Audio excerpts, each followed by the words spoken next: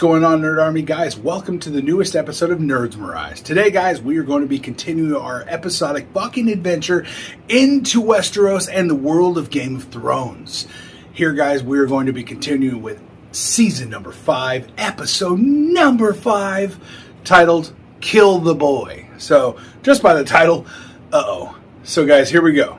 We start off with Grey Worm sitting there, bandaged up. All his wounds are wrapped and everything, but he is out for the count, and Missandei is just staring at him in tears, holding him, just wants to be there for him. So Dany is fucking furious. She's staring at the body of Sir Barristan, pissed the fuck off, and she orders all the leaders of the city be brought to her, and she takes their bitch asses down to where she's got 2 dragons trapped in a motherfucking dungeon and starts edging them towards the dragons. As we see, the dragons are fucking huge.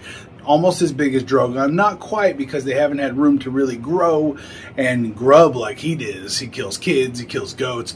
But that's besides the fact. She starts edging these motherfuckers towards the dragon. One of them gets torched like a son of a bitch, gets cooked up real good, and the 2 dragons feast on his fucking flesh. Dany's getting savage. Jon asked Maester Aemon for some help, but Maester Aemon's old, he doesn't feel too hot. He is no real help at this point.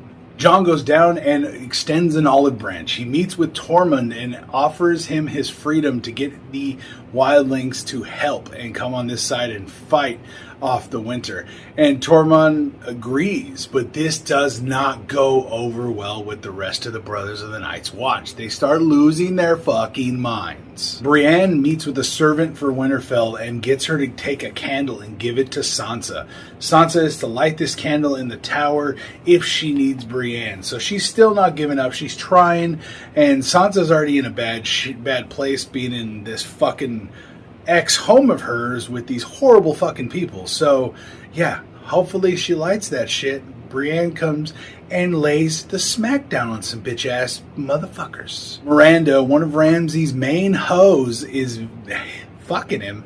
She jumps off, starts looking out the window, and basically talks some shit to Ramsay. Ramsay comes over, slaps her around a bit, and then they fuck all hard and rough. That's what they do. They're bad for each other. Toxic, if you want to say. Miranda takes Sansa down and shows her where the dogs are kept, and is about to trap her in there with a bunch of dogs. But nothing happens to her ultimately, even though Miranda intended something bad to happen. But she shows her reek.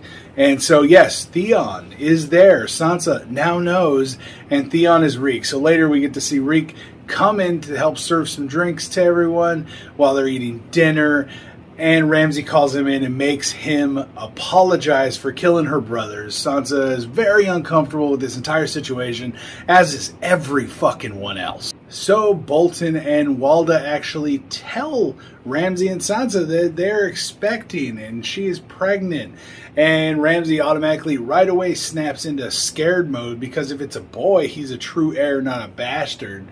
Would he take precedence? I think so, and Ramsay knows this. Gilly and Sam are having a little bit of a conversation in the library when Stannis walks in.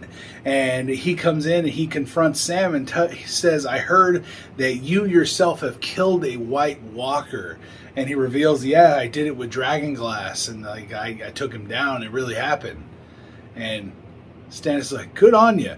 Now look in these books and keep trying to find something to help teach us how to take more of them down if more come." Stannis walks through and talks to Davos and tells him, "You know what? We attack Winterfell. Let's go." Stannis' wife bitches and complains, just like always, but then Stannis goes and says his goodbye to Jon, who is Lord Commander and is staying at Castle Black.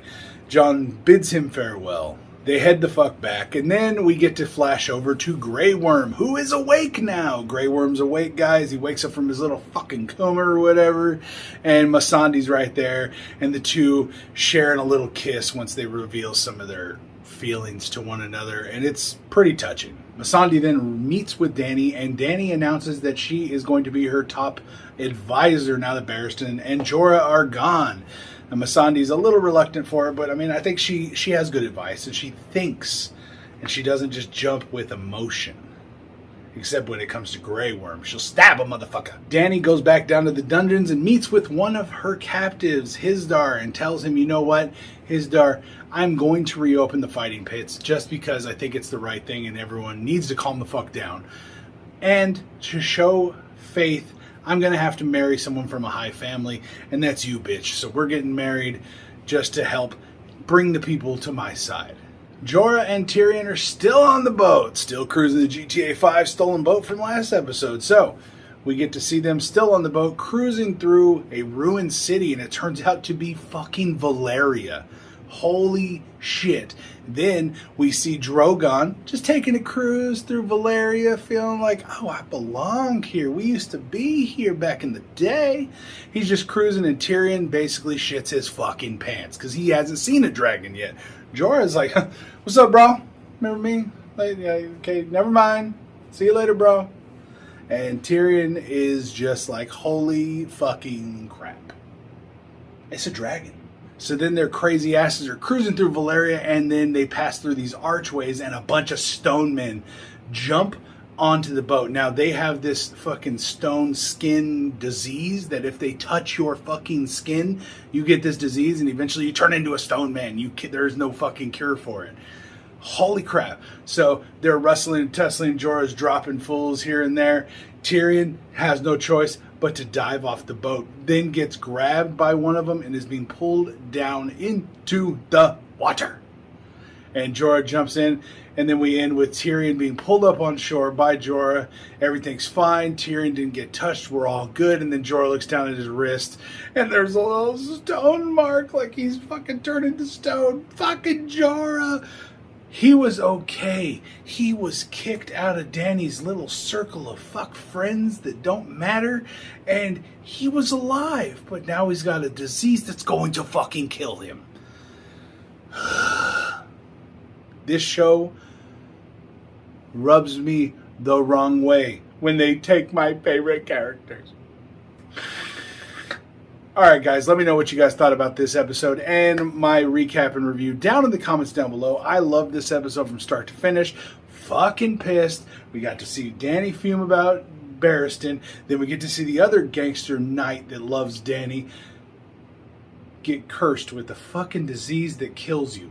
God damn it. At least Tyrion's alive, because then I don't know what I would do. Guys, let me know what you guys thought about this episode down in the comments below. Make sure you guys like this video, subscribe to the channel to keep up with all the videos we put out for every week, including Game of Thrones and other series that we do as well. Make sure you guys keep up with everything we do. Follow us on social media, everything linked down below, and I will see you next time right here on Nerds Mirais for another video. All right, guys, peace out.